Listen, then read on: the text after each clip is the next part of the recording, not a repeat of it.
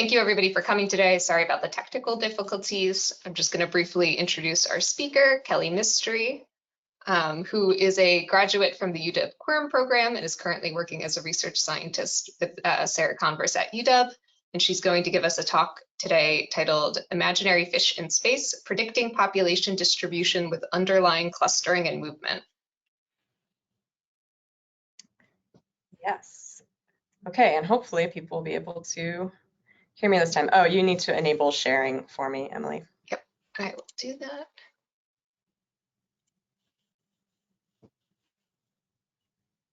There we go.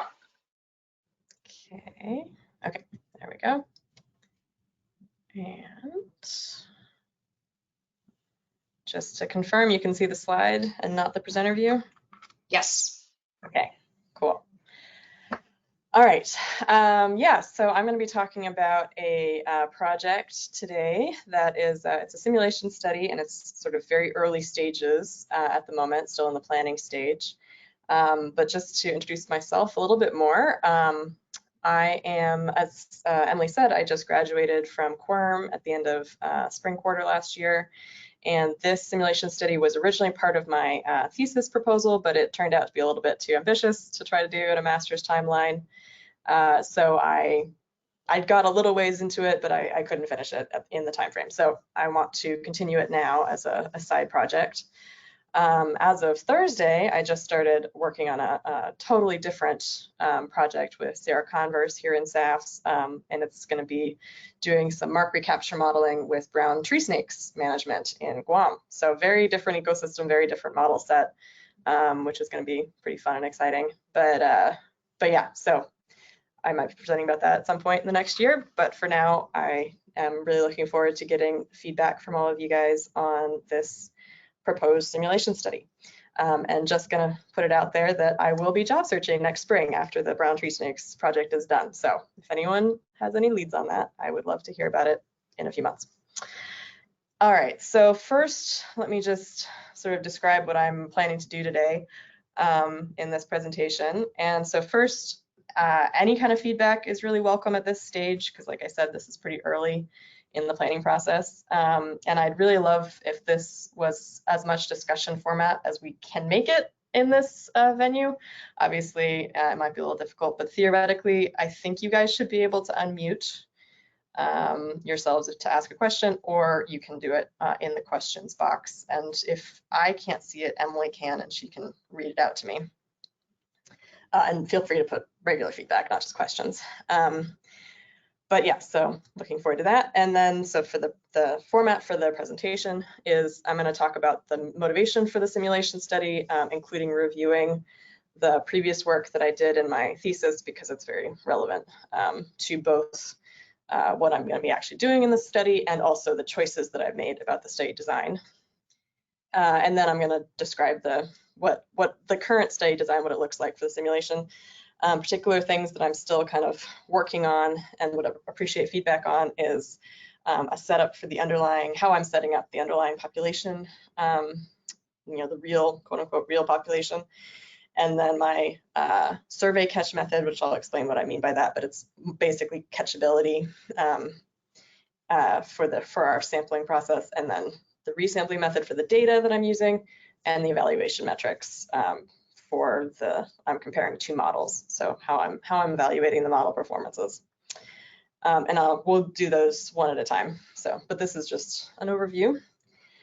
And like I said, any kind of feedback would be really welcome, but some of the specific things at this stage that would be most useful are, does the study design address the research questions? Are there any assumptions that I'm either I'm trying to be pretty transparent in this presentation, but if I'm making an assumption I'm not naming it, it might be because I haven't caught it yet. So I appreciate if anyone points those out, or if there's an assumption that doesn't seem right or doesn't seem to fit. And then also, if anyone knows of other studies, either published or ongoing, that address similar questions or use similar methods, I'd love to hear about them. So those are kind of prompts, but again, any feedback is good right now. Okay, so just sort of to give a overview motivation for this study. I'm interested in the spatial patterns, underlying spatial patterns of species and how that is impacting the efficacy of our survey techniques. And I'll explain the specific example that I'm using in a bit. But basically, animals cluster for all kinds of reasons. And I'm not so much concerned with why they might cluster in this study, but just the fact that they do, and can we capture that in our survey techniques? And what happens if we aren't capturing it well? Is that impacting our abundance metrics? So that's kind of the big picture question that I'm interested in. As everyone probably in this group certainly knows, there's different modeling techniques can be better than others based on the particular question or the available data that you have. And so this is looking at two different kinds of models, which I'll be describing in a bit, to look at spatial distribution for a population. And then, there's different ways of approaching this. Simulation models are the one that our simulation experiment is what I'm doing for this one, because it's a good way, you have a real thing that you can compare to that you've created, but of course there's other ways to do it. So anyways, this is the big picture sort of motivation for the study. But then the context from my previous work is the previous work was focused on groundfish in the Gulf of Alaska. And just, again, really big picture to start with, and then we'll narrow down at the highest level. This kind of work is always balancing maintaining sustainable populations and healthy ecosystems with maximizing harvest for both fishers' benefit and, of course, people who eat the fish, which is probably most of us. So in the interest of balancing these goals, we're always trying to seek better research methods. And this particular fishery, the groundfish fishery, is important because it's a pretty economically important fishery. There's 178,000 tons was harvested in 2020, and that was worth almost $93 million. And this is a critical fishery for both local Alaskan fishing communities and then, of course, West Coast fishing communities. There's no international fishing in the Gulf of Alaska currently, although there has been in the past. So anyways, big picture reasons for why we care about this fishery. And then in order to manage groundfish, we set harvest limits. And the way that harvest limits are set here is that we have the entire Gulf of Alaska and groundfish pictured here. And groundfish are harvested by bottom trawls on the continental shelf, which is in light blue on this graphic. And then a lot of the species are actually managed at a sub-regional level. So there's 3 regions, the Western, Central, and Eastern region. And I've got red lines on this map to show you where they are. And each of those sub-regions has a harvest limit set for it. And the way that we determine those harvest limits is there's a age-structured model that's very complicated and has lots of research that goes into to determine the overall abundance for the species for the entire Gulf. But then there's a second model that is just looking at the proportion of those populations that are in each of the subregions. And this is the model that I am playing with or experimenting with. And just to put these together to explicitly tell you how to come up with catch limits, we have from the abundance model, it produces a total allowable catch for the entire region. We multiply that by the proportion from the second model in each subregion, and that comes up with the subregion total allowable catch. And then harvest limits are set based on that. So we care about the second model for spatial distribution. So I'm going to talk about the data collection for this study because, again, it's important for the simulation study design later on. The data is collected for this fishery from a NOAA operated bottom trawl survey. It happens every 2 years now. Before 2000, it was every 3 years. And it is a stratified random sampling method for determining the haul sites. And the primary strata is by depth. So this is just an example of the 2019 haul sites for the 2019 survey, just to give you a sense of what that looks like. I just want to check in, Emily, there's no questions or anything, right? Not yet. Okay, cool, just checking. Okay, yeah, this part is kind of review, and then it'll be more discussion based later. Okay, so again, we're still talking about the previous work. So this was, the data that I was using for this was for 2 different species, Pacific Ocean perch, which is both the sort of most numerous species that's captured in this fishery, and also it's partially because of that, the most economically important. And then northern rockfish is much fewer numbers, but it's also one of the more economically important. So these were my 2 representative species for this fishery. And I just wanted to show you what the survey data looks like for these species to illustrate kind of the main problem, because there are some species where we can take a survey and kind of just use it straight off as a estimate of abundance. And the reason, and you don't even need the models that I'm going to be talking about. But for these species, that's not really a great option, because these are very long-lived species. They live for decades. We're pretty sure that they have fairly slow reproduction rates, and they're probably a very stable population normally. There might be crashes, but there's unlikely to be sharp increases. And in our survey data for both species, there are some very sharp increases that are unlikely to be related to the real population that's underlying population that's going on. So that's an issue with our survey. And there's a couple different theories about why this might be. The one that seems most likely to me is that these might be species that have an underlying clustering distribution. And so in years when the survey hits sort of big clusters of fish, it's going to look like there's a huge number. And then in years where by chance it misses clusters, it looks like there's not very much. So that's kind of a assumption that is leading directly into the simulation study later on. But whatever the cause, the survey data isn't a very good proxy for abundance by itself. So right now there is a model that is used instead. So really briefly for that survey, or for that study, what I did is I fit these 2 models that I'm about to describe to the bottom trawl survey data. I resampled using a jackknife method to create replicate data sets, and then refit those to the models, and then I did evaluation metrics. And I'm going to describe the evaluation metrics later on because they're the same ones that I'm proposing for the survey, or for the simulation study. So the 2 models that I'm using, the first one, this is the current method that's used by management. I'm calling it the random walk model. It's a state space model with 2 random walks. So there's our assumption about the hidden state is that biomass in year T equals biomass in the previous year plus some amount of error in the previous year process error.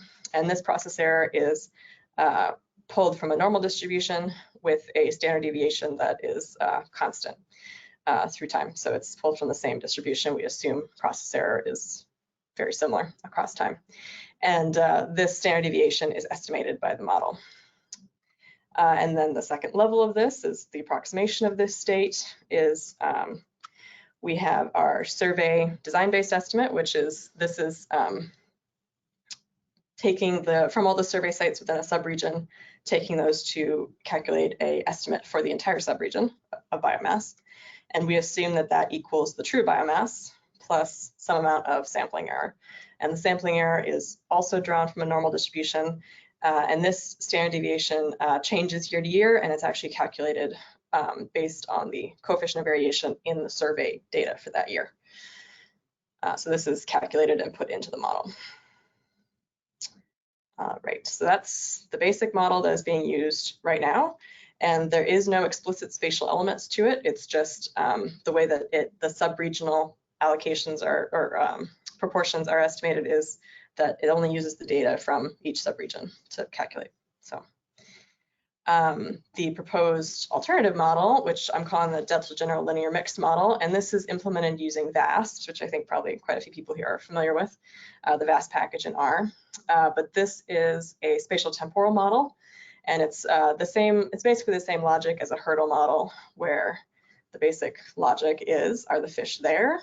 Answer is either yes or no. And this is expressed as an encounter probability percentage, 0 to 1. And then if there is no encounter probability, if it's 0, then there is no biomass estimated. But if there is some level of encounter probability, then biomass is estimated. And this is called the positive catch, this second step, and it's in metric tons. And the way that these two are actually used to create an estimate is encounter probability is multiplied by a value drawn from a gamma distribution. And the gamma distribution uses that positive catch. And I'm going to explain how both those are calculated in a minute. It uses positive catch, and then it estimates a variance of biomass from the data. And that is how it is estimating. So the pieces of the delta model are, for encounter probability, this is calculated using a predicted number of individuals encountered offset by area. That equation is just transforming it into a percentage. And the predicted number of individuals is comes from a log-link linear equation with time, space, and the interaction of time and space as the predictors, or the coefficients, covariates. Anyways, all right, so that is one part of it. The second part is positive catch. And this uses both predicted number and encounter probability, and then a third value, which is average weight. And this average weight per individual is estimated in basically exactly the same way as the predicted number, where it's a log-link linear equation with time-space and time-space interaction. So there's a lot more complications to this model, but for now, this is, I'm happy to answer questions about it, but this is as far as as deep as I'm going to go into it for this presentation. Okay, so final piece of the previous project results is to talk about the results of the study, and I'm going to do that briefly. This is for Pacific Ocean perch, just to give you a sense of what the models produce. The y-axis is in proportion of biomass, so both models produce biomass estimates for the subregions, each subregion, and then I transform that into a proportion of the total, because that's the thing that we actually care about that this model is producing, because that's what's used in the harvest limit calculation. So you can see that the red one in here is the Delta-GLMM, the VAST model, and the random walk is in blue, and the design-based is the survey data-based estimates. And you can see that the confidence intervals are maybe a bit bigger for random walk, which that's the shaded areas, and but it maybe follows the survey a bit better than the delta. And then for northern rockfish, it's a little bit more dramatic in terms of uncertainty being much higher. This might be because northern rockfish have there's just much fewer northern rockfish than there are Pacific Ocean perch, so there's more zeros in this data. And both models can handle zeros, but at a certain point, it gets to be too many, and it doesn't handle it as well. But anyway, so that's just to give you a sense of what the model results look like. I'm going to give very high level summary of the actual results, which was I looked at accuracy compared to the survey data, which is problematic, and I'll talk about why in a second, and then precision of the how big the confidence intervals were for each model. And the overall conclusions that I came to was that accuracy was roughly equivalent between the models for both species. I also, though, it wasn't just about accuracy, it was about if there was any evidence of bias, either overestimation consistently or consistent underestimation. And the Delta model did. Oh, yeah. I have a quick question from Jim Iannelli. Are the VAST parameters shared between regions? Yes. Yes. The VAST is doing all the subregion calculations is in the same run, if that's what you mean.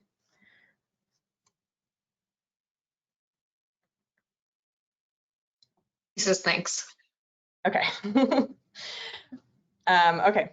Yes. So yeah. So accuracy is roughly the same, but it's also important if there's any kind of bias from either model. And random walk really didn't show much bias, but the Delta model did a little bit, although it wasn't consistent between species or even between subregions. Sometimes it was slightly overestimating, sometimes it was more consistently underestimating. So, and then thinking about precision, the Delta model definitely had greater precision, which was expected. That was a big reason why we were looking at that model. but it sometimes might be too precise for the level of accuracy. And the way that I did this was a metric that I'm calling coverage, and I'll explain exactly what that entails in a little bit. But yeah, basically between potentially inadequate coverage, so how often the confidence intervals didn't cover the survey data estimate, combined with a possible likelihood for bias, meant that based on these results, the random walk was maybe a better method for the groundfish species. But a very big assumption that I made in this design was that the survey design-based estimates were a good proxy for the real population, which of course is problematic. That's the whole reason why we're doing all of the modeling, is because it's problematic. So in this, a big reason to do this simulation study is to explore that assumption and see how accurate the survey needs to be in order to be accurate enough to be a good proxy for the population. So I'm going to pause in a second, but just the next steps for that. Oh, I just said that already. Okay, sorry. So before I go on to actually talking about the simulation study design, I just wanted to pause and see if anyone would like to either unmute or use the question box, any of that, if there's anything that needs to be clarified or other questions or feedback. And I can't apparently see the question box, so it's up to you, Emily. I don't have any right at the moment. Okay. I'll keep you updated. Okay, well, I am happy to always go back if we need that, but I guess I will continue to talk about the actual simulation study, which is the thing that I most want feedback about. Okay, so the simulation study objectives that I'm looking at are, so I want to keep looking at these two models, to keep comparing the two models. And the underlying things that I'm looking at are different levels of spatial clustering in the underlying population. I'm also interested in if there are population spatial shifts through time, or how quickly or if at all the models pick up on that. And this is something that is interesting because in the Gulf of Alaska, in some places it's maybe relatively easy to have an intuitive guess about what climate change impacts might cause in terms of spatial distribution changes. Like perhaps it might be likely to increase, a species might be likely to go up in elevation or go north or go to greater depths if you're in the water. But there's not a super intuitive answer for that in the Gulf of Alaska in particular. The greater depth is an option, that's a possibility. And the survey only goes to about 1,000 feet, 1,000 meters down. So is there a way that we can capture that if it happens? But also there have been instances of groundfish from the Gulf of Alaska finding their way into the Bering Sea, which requires, going south before you go north. So anyways, it would be interesting, it would be good to know if these models could capture that or how quickly they would capture it, because we're not really sure what the fish might be doing in the future. So anyways, that's one level of complexity that I'm particularly interested in. And then of course the final thing is different levels of survey accuracy relative to the underlying population distribution. So those are kind of the three types of complexity for the simulation. The actual area that I'm simulating over right now, it's just a rectangle that I put at the equator, so I didn't have to worry too much about longitude and latitude being different calculations. But I've been having a fair amount of trouble with VAST. I've been messing around with the size of this, and so if I can't get something like this to work, the other option that I have considered is basically using all of the sites from my actual data, all of them together, and sampling from that in some way.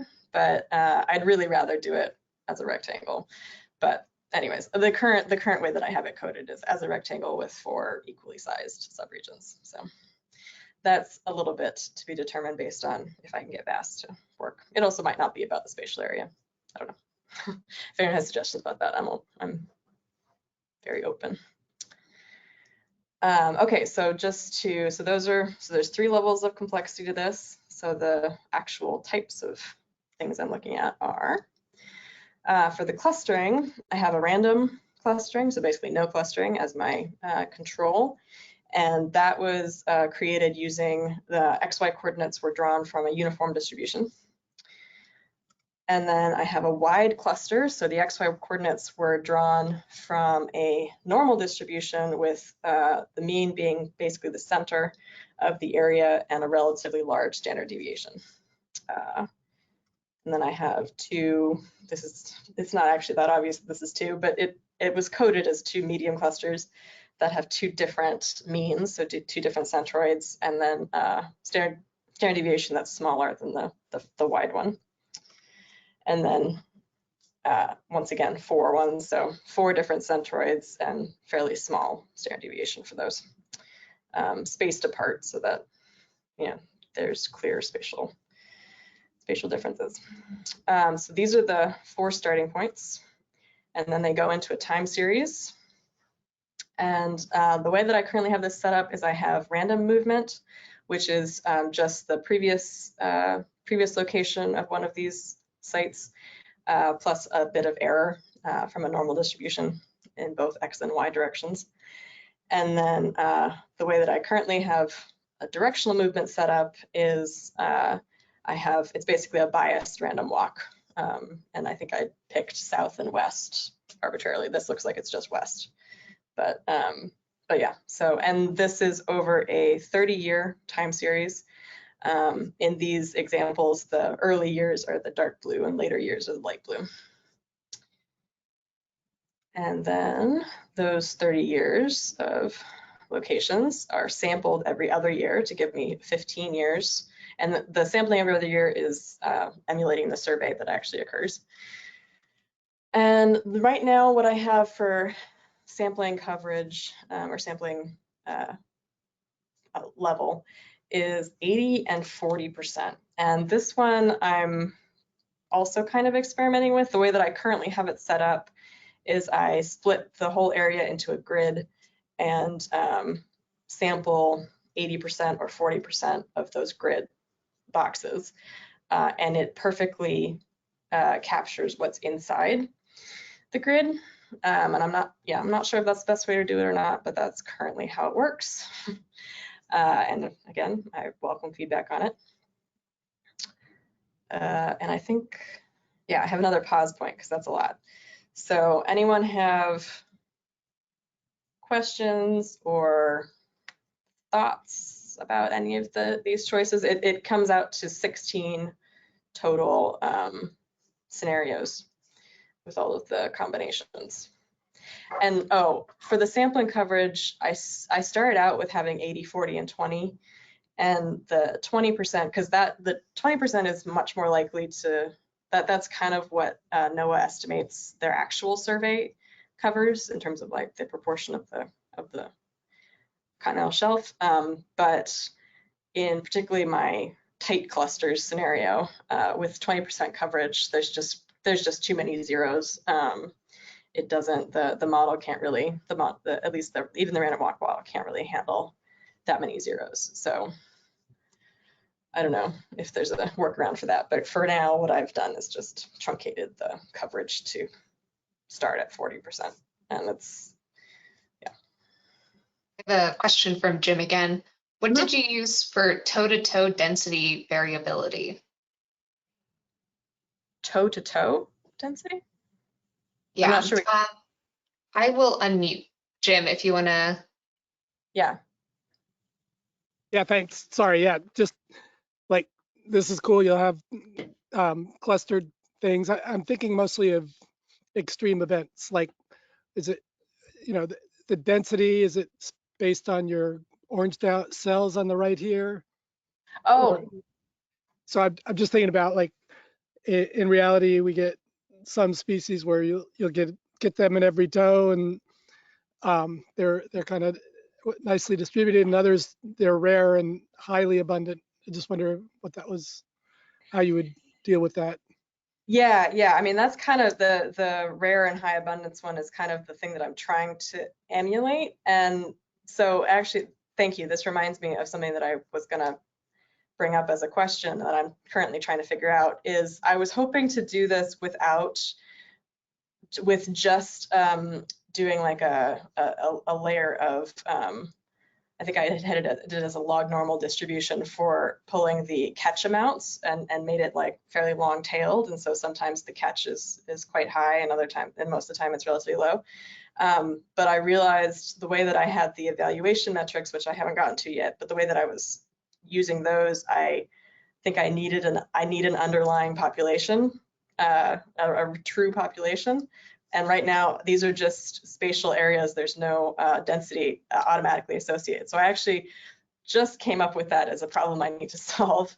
And I'm not sure yet how I'm going to do that and then do it in a way that will create extreme enough catch variation to sort of get at the thing that I was originally trying to solve. So I'm not sure yet how to do that if you have ideas. My first inclination was to have each of these locations have kind of a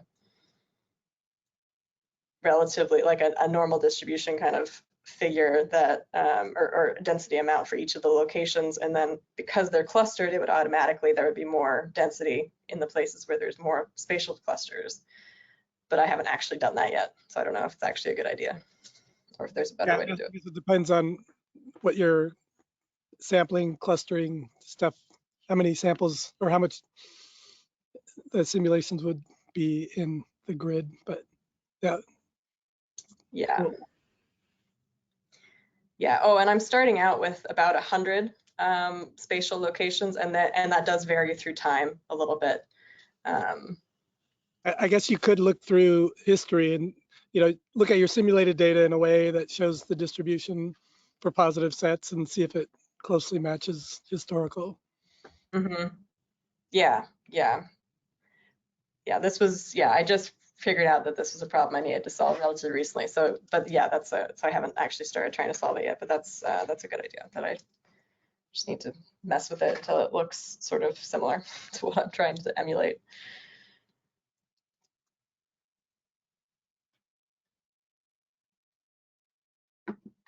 Any other questions? Oh, okay. I have one from Benjamin Levy. He says, I have been working on a similar type of study. I started with a hypothetical square domain before moving to spatial models with GIS shapefiles. I am also using VAST to estimate abundance, but only use VAST with the GIS spatial approach. I would be happy to try and brainstorm VAST issues sometime. Okay. That'd be great. Yeah, maybe if you could put a contact info and then Emily can send it to me because I apparently can't see any of this. But that'd be really great.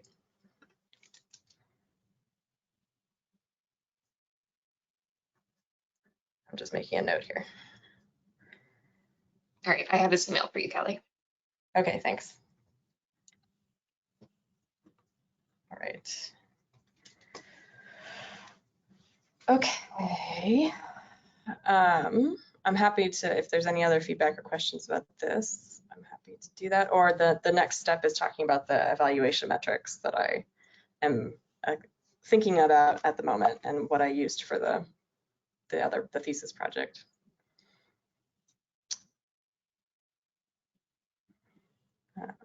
I guess I'm gonna go on and we can always come back if there's anything else.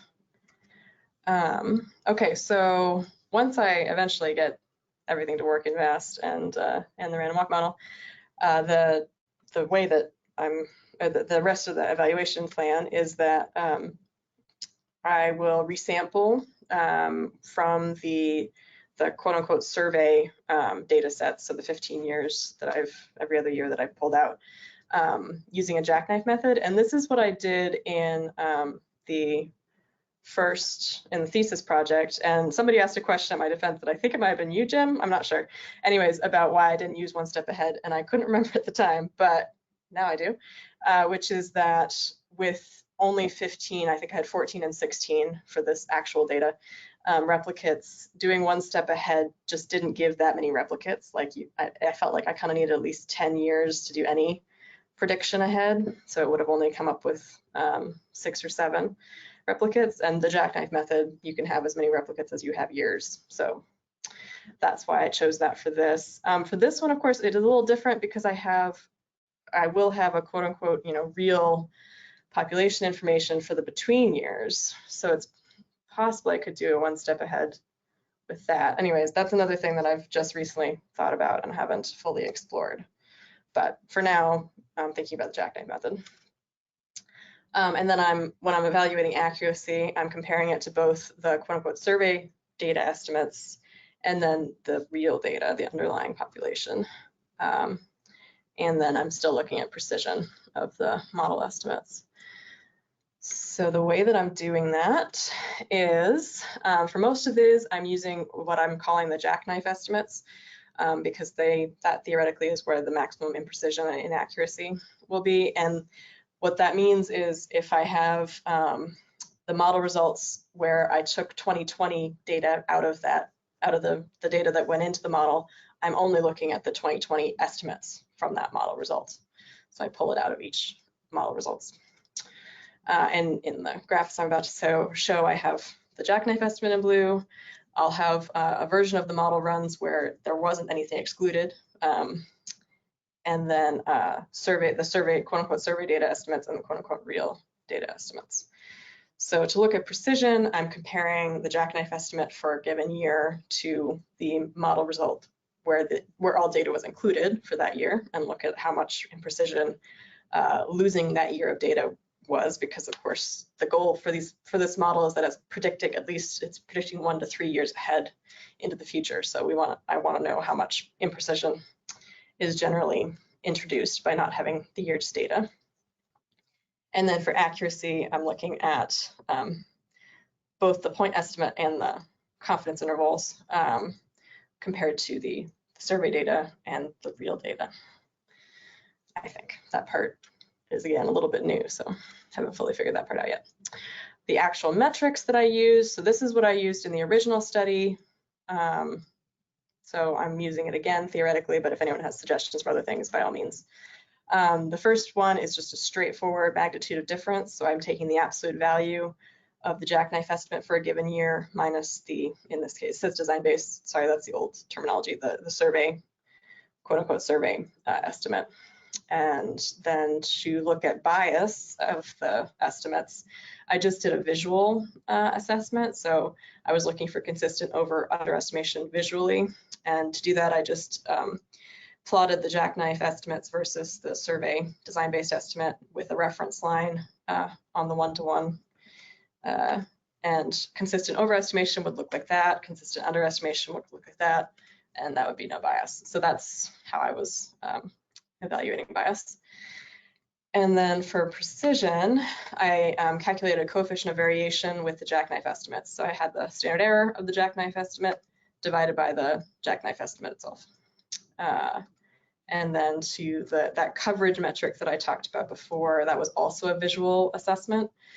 And the way that it's, again, conceptualizing coverage is of these two fake estimates, the one that's circled has greater coverage because the survey estimate is within the confidence intervals of the model estimate, and then the other one, it's outside of them, so it's not covered. And the way that I calculated that was I had the jackknife estimate minus the survey design-based estimate divided by that standard error of the jackknife, and then I put that into if it was a normal distribution, and I looked at it visually to see if it looked relatively normal. For example, this would be a relatively normal coverage that is probably pretty good at covering, or if it looked more like that, where it's really not good. It doesn't in a normal distribution cover the survey. So I'll tell you, particularly for northern rockfish, the actual data results looked much more like the bottom picture of this for the Delta model in particular. Okay, so so those are proposed metrics. They're relatively simple metrics, but hopefully informative. And that's kind of all I've got at the moment, because it's so early. So if anyone has feedback or questions about any of those things, I would love to answer them or discuss.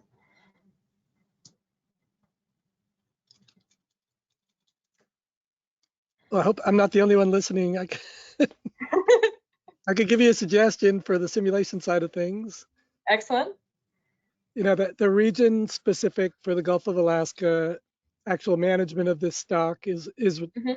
really important. And one of the things that we use is basically a random walk model, like you're showing, Yeah. do the apportionment between regions. Mhm. And I don't know if in the simulation it would be easy, but you know, the big thing is, you know, the coverage is really important and the bias, obviously, but Mhm. how often you would apportion things inappropriately. So, Yeah.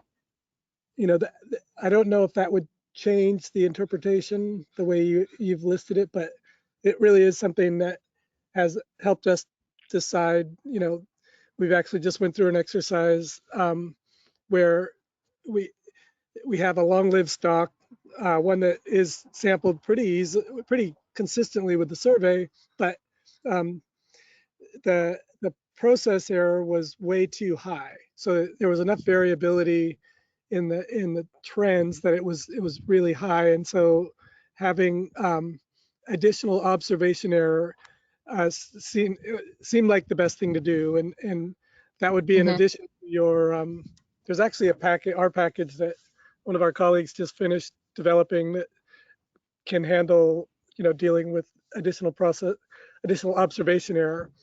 And kind of Okay. one idea for the justification of the additional, in just the simple random walk model, the additional observation error is that, you know, if you got a stock that like has extreme catch events kind of thing, just talking Mhm. about, um, there's, you know, some years where you don't get any of the extreme catch event. Doesn't mean they weren't there, or the schools weren't Yeah. there, you just missed them. Yeah.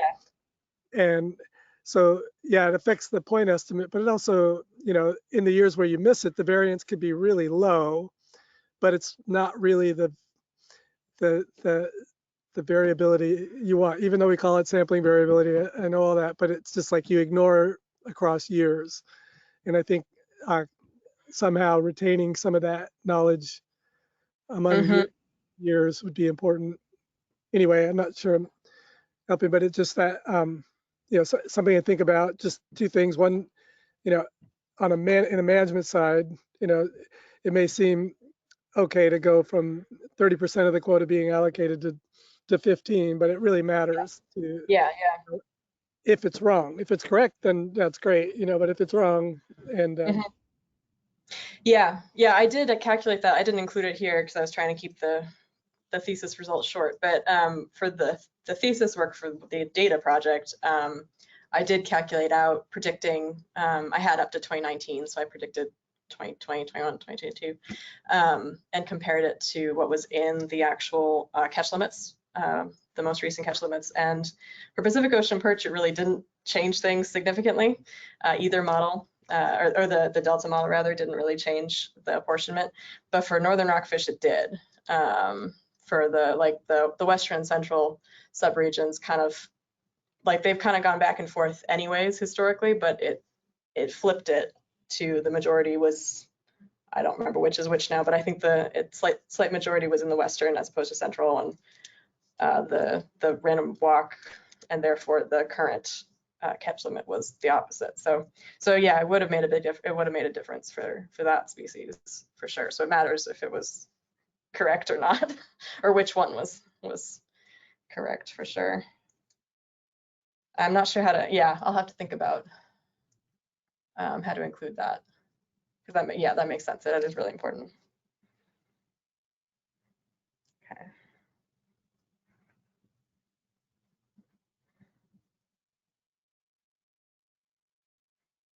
The question, Kelly, do you have any sense of like how you think clustering kind of varies among these different species? That's a good question. I don't personally. I mean, it's possible that people who do the fieldwork side of this might have I've only looked at numbers. But I like it would probably matter why they're clustering if that's what they're doing. And I don't think that from what I've read, what I've been able to read anyways, there's really no ideas about why exactly, if it's around resources, if it's around breeding behavior, or something else, bottom type maybe preferences. I did have a little bit of bottom type data that if I'd had time, I wanted to experiment with that in the vast, and sandy versus rocky versus, I think there was a few other characterizations, but it wasn't for the whole data set. So I think it was only for the most, like, last 10 or 15 years. So, but I think it would, if you were able to explore a little bit why they might cluster, and then it would be useful to sort of to make some hypotheses and maybe see if any of those made sense with the data. But yeah, I don't think anyone has, at least no one has written down in things that I've been able to read any hypotheses about that. There's not much known about the breeding behavior of any of these, so like that, for me, that seems like a glaring thing potentially, but I don't know. Pacific Ocean perch do have a migration, a depth migration that's seasonal, but that we're pretty sure about. But I have a question from Chris. He says, have you considered exploring model selection within VAST? And then meaning trying different error distributions and using something like AIC to pick the best one? Yeah, I've thought about it. I haven't gotten very far in thinking about it. It wasn't really a thing that was suggested for the data project, for the thesis. I think partially just because it was pretty complex, just getting what I had going, and again for a master's, it was a pretty short time frame for doing all the things I was trying to do. And there's also some issues with AIC for this type of model that I don't fully understand, and I'd want to fully understand those issues before I started using it for this. I know that's kind of the default, and because we don't have a better one, but yeah, I'd want to at least understand that, and that hasn't been a priority. But yeah, it's something to think about. At a certain point, I have to just make choices with this. It's never going to happen, but but it is interesting to think about.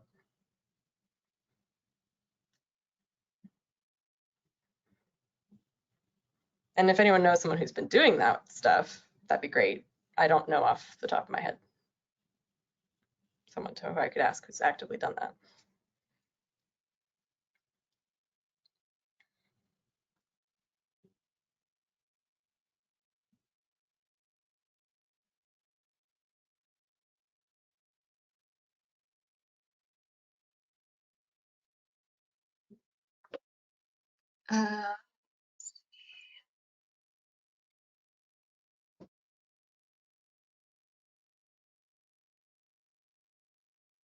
I'm also wondering if there would be any way to like develop some sort of like metric if you kind of do what Jim has suggested, where you have these different cases of underlying population density, where like you've got like the more common ones or like the more rare. If there would be a way to kind of disentangle when you consider like your survey estimates, do you think it's like what's the contribution to this clustering versus what's the contribution to the potential just underlying population structure? Yeah. I don't have any good thoughts on it, but it would be super interesting. Yeah. There's so many different directions to take this stuff in. That's part of the reason I couldn't finish it in the master's timeline. But yeah, that's interesting to think about. Yeah, because I would assume something like low density, even if it's relatively uniformly distributed, depending on how low Yeah, the sample coverage is, it might produce something similar to like what you would see in a cluster. yeah. I think if to put it in this simulation study would be to add another level of scenario. I'm trying to avoid that. But yeah, no, that is interesting though, because yeah, right now the density is the same in each of the scenarios. It's just they're just spatially distributed differently. But yeah, it would be useful to know if there's like any kind of thresholds for density where spatial structure matters or doesn't matter, or, in terms of the survey capturing in abundance. Yeah. Like the other thing is with this, it's a little bit different with this type of model is the survey could be wildly off in abundance but if it captures the proportion in each subregion, then that's actually all that matters for this type of model. So yeah. Of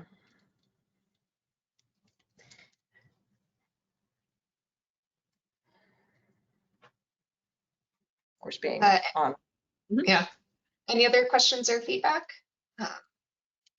You can put them in the chat or the questions box, or if you want to raise your hand, I can unmute you.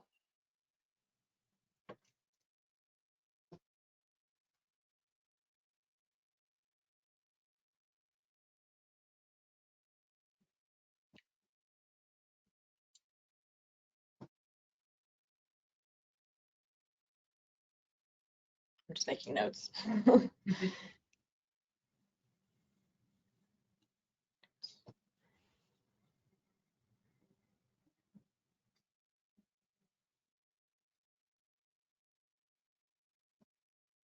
I'm not seeing anything at the moment. So I think Kelly, do you have anything else you wanted to present or? No, but I realized I stopped short of the slide that has my contact information on it. Oh, that would be a great one to show. Yeah, it would be. I need you to go here. Okay. Oh, it's gonna be tiny. Hold on. Nope, that's not what I want to do.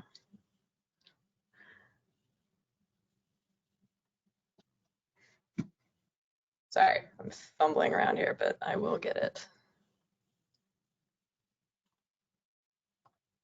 Okay, so, and also my acknowledgements page, which I probably should have put at the top, but my website and email are at the bottom of there, and I would definitely love to hear from anybody who wants to chat further about this. It's going to be a relatively low priority for me while I'm getting up to speed with the other, my paying job now, but I definitely plan to continue with it in the next year. Great. Well, thank you everybody for coming today. And thank you for all the feedback and questions. And thank you, Kelly, for presenting. This was awesome. And we will have a recording available soon. All right. Yeah. Thanks everyone for coming. Thanks for the questions. Appreciate it. Yeah. All right. Thank you. Have a nice day, everybody.